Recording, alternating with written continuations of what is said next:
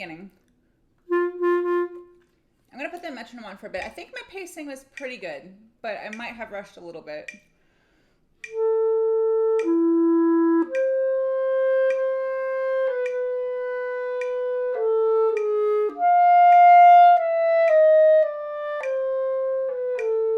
You know, I actually might have been a bit slow when I played it the first time.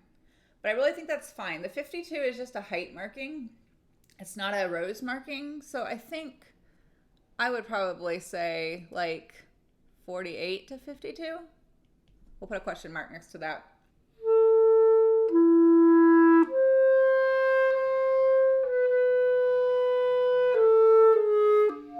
So I think starting piano is fine. It's good. I think a little bit of crescendo here to set up that decrescendo. So I think that crescendo there, and I'm thinking about where to breathe. I don't think I want to breathe, or like I think here, I don't want to breathe. I want to keep the phrase going and just wait until I get here. And then take my first real breath there.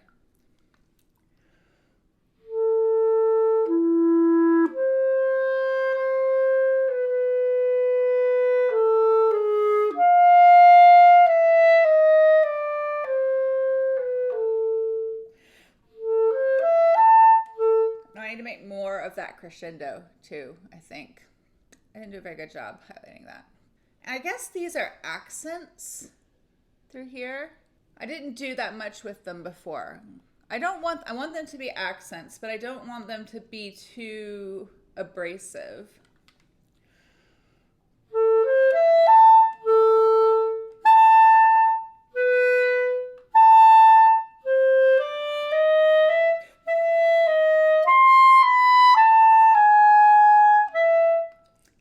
Weird having this big slur and then that staccato. I think I don't want it to be staccato. I'm going to turn it into a tenuto. So, or like one of these staccato over tenuto situations.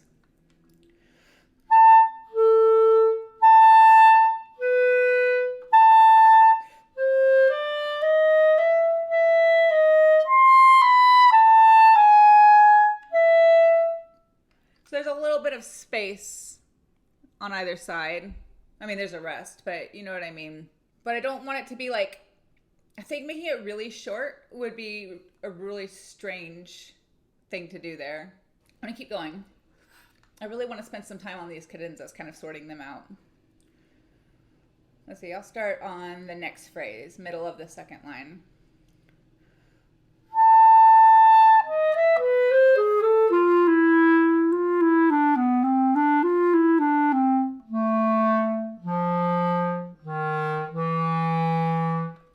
Into that a little bit. Here, we have to decide what to do with that fingering, and I'm going to flip. If you are a clarinetist, you know what I'm talking about. If you're not, let's see. Our F sharp, E sharp, F sharp situation, our F natural, E sharp is here. And then typically we would play F sharp here, like in a chromatic scale. But that's not going to work getting to the C sharp, whether you're a lefty or righty. When it comes to the C sharp, I tend to be a lefty on C sharps. So instead we would do E sharp, do a quick flip. You have to practice to get that clean, and then C sharp, whether you're doing it here or here. I actually don't remember which way I played it before. I think I played it on the left. But that's how you do that. And I always say it's the path of least resistance. So don't flip unless it's absolutely necessary. And then if it is, do flip, because that's going to be better than sliding around. You just have to practice to get it clean.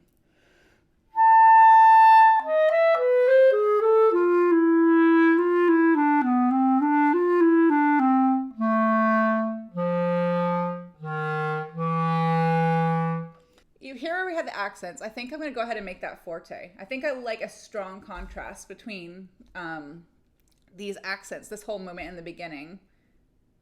And I think we could do a little bit of like up and down here. And maybe this is mezzo forte or so. And then we definitely start crescendoing into this F. So maybe we'll call the F like forte plus. I don't know that I want it to be fortissimo. Might change my mind. That should be a plus sign, not a T. It's not very clear. Let's just go ahead and, well, let's call it fortissimo. It's a little early, but we can call this the kind of the peak phrase of this study. I might change my mind. We'll see. Now I have to decide, I don't want to breathe after all of these F sharps. So let me sort out this breathing situation. So I think maybe I'm going to take a nice big breath after the low F sharp because it's got the fermata. And then I'm not going to take a breath after the throat tone F sharp, the middle F sharp.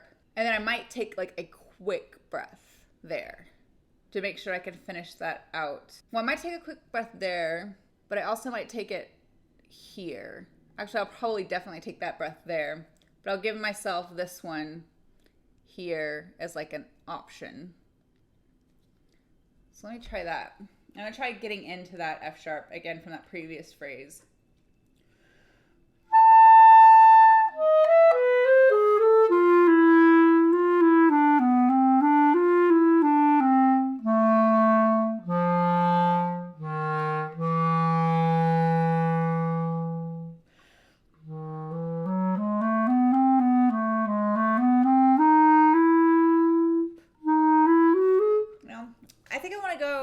I want to make less of that cadenza. I think I was too slow for too long.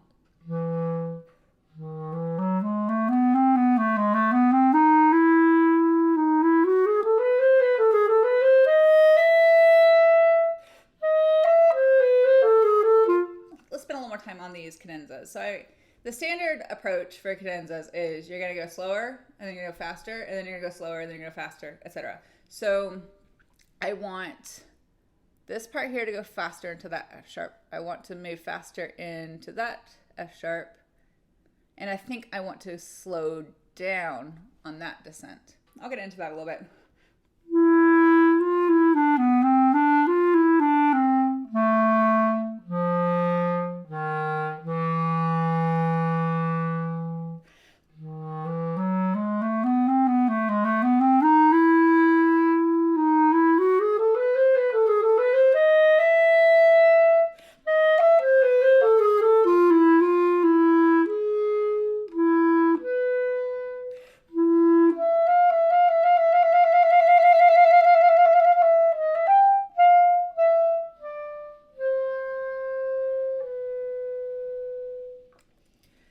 I think that more or less is what I would want, honoring that writ there, but I'm kind of really starting it here.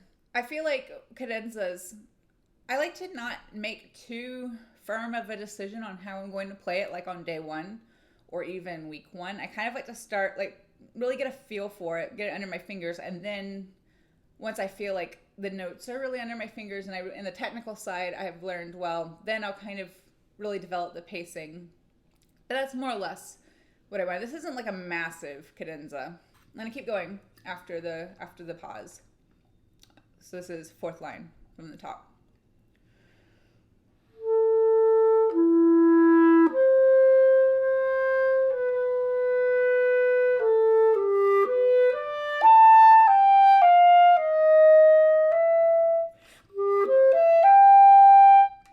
So I noticed this before. We have two A's. We have the A quarter note and then the A for 16th note. And I'm wondering, should it be a tie? And the tie just got left out.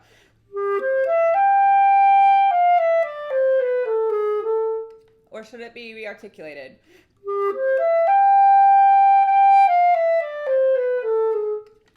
I think if you're auditioning, go ahead and put a light tongue on that second A because it doesn't look to be tied. But I actually quite like it tied, so that is what I'm going to do.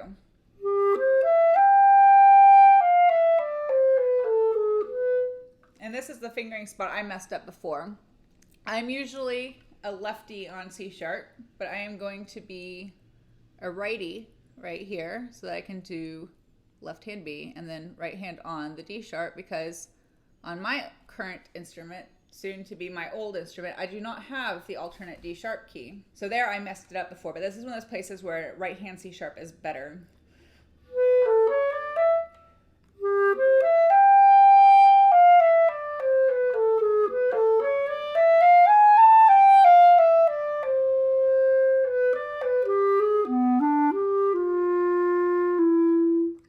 that same spot again.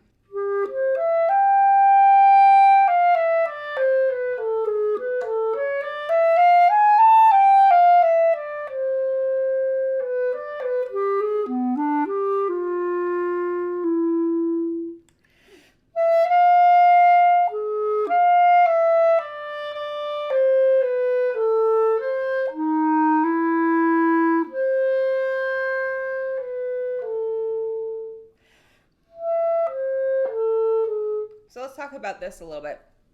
I like this super soft moment that we're about to have here.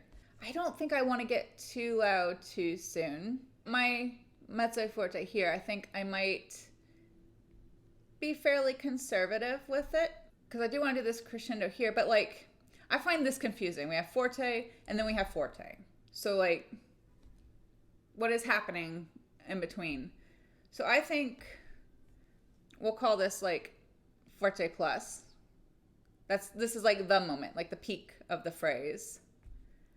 And really what's written out starting here with the pianissimo is basically what Rose is saying is that we just want to kind of chart our progress and just make this gradual but like dramatic and dynamic ascent to the forte, you know? Because I kind of feel like that's the real ending of this study. And then the end, this last liner says kind of like a coda, you know?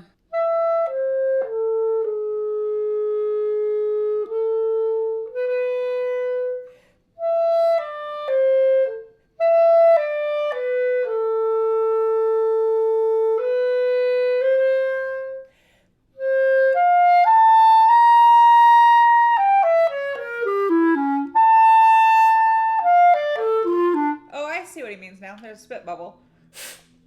So I think letting the volume come down a bit when you descend on these lines, or this first line, no, go back. So I think having a little bit of decrescendo there, just a little, and then treating this kind of like a subito forte is kind of nice. But I think I want to crescendo into this B and then start my decrescendo towards the end of that phrase. Let's see how that works.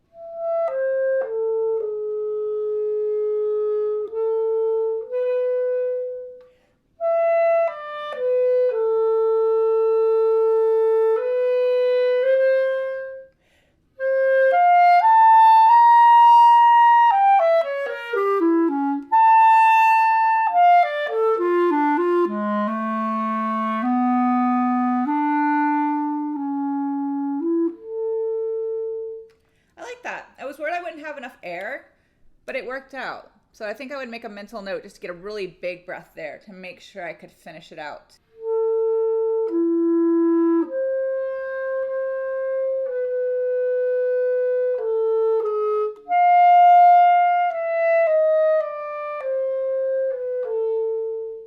And one thing I thought of earlier, I get really annoyed when people play the dotted 8th, 16th figures, like here, incorrectly. So the dotted 8th, 16th should be...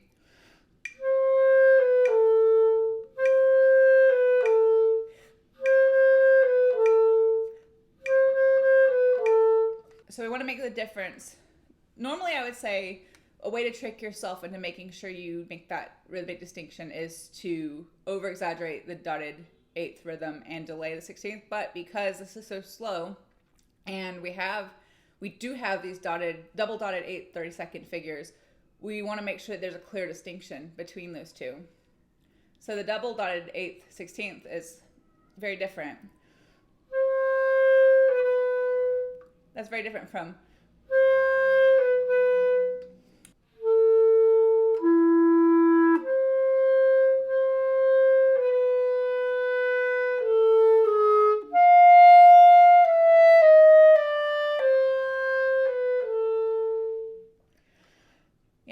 and then the end, they're all dotted 8ths.